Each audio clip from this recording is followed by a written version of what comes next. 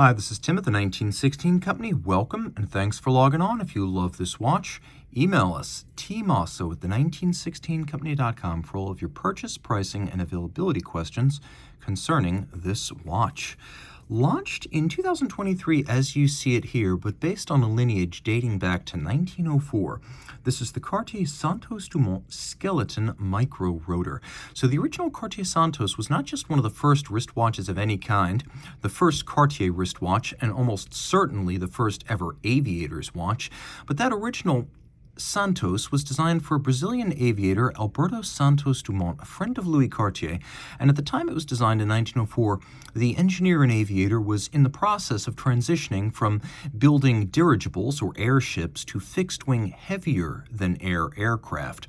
And so it was necessary, regardless of which type, to use both hands to pilot these early aircraft, and thus it was necessary to have a watch that could be worn on the wrist because there would be no time or availability of free hands to pull it out of the pocket, and thus the Cartier Santos was born.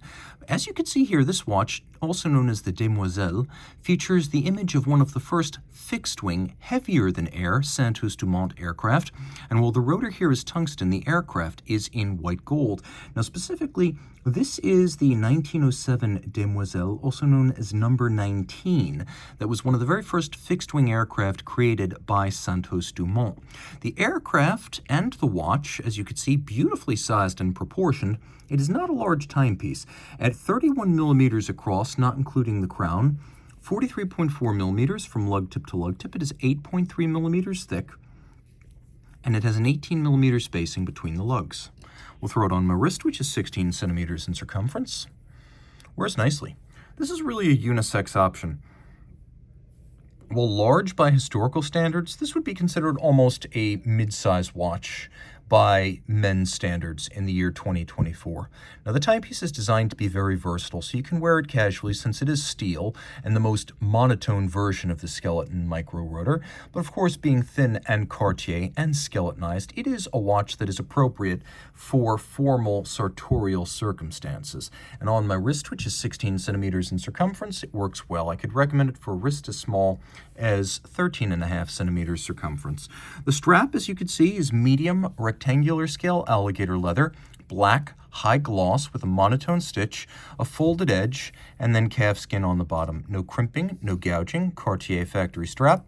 And as you can see with pull tab spring bars, you can quickly and easily remove it without resort to a tool.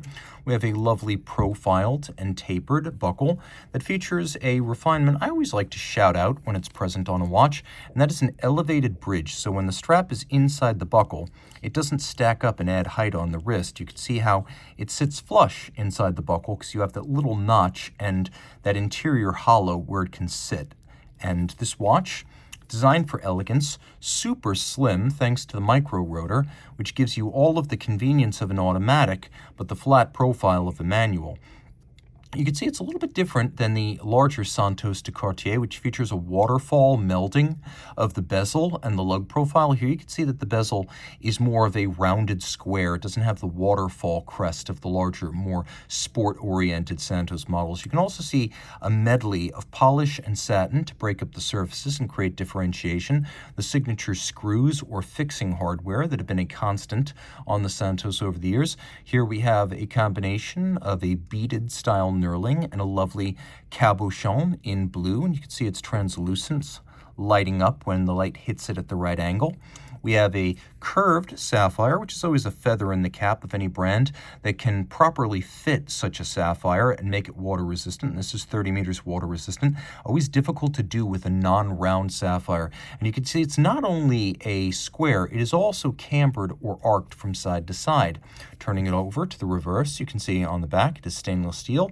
We have the caliber 9629 MC, so micro rotor, automatic winding with a 44-hour power reserve, 33 joules, and a quirky beat rate of 25,200 vibrations per hour that seems to be becoming more and more common in the industry. Now, if you look, you could see Edicron, that silver and gold key, used for making beat error corrections and fine timing adjustments.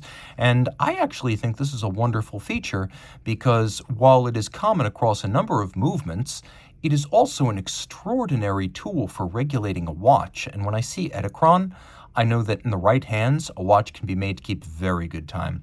Another element you can see, and you can just barely see it under the balance, the iridescent blue of a ultra low friction escapement. In fact, I'll do my best to show this to you.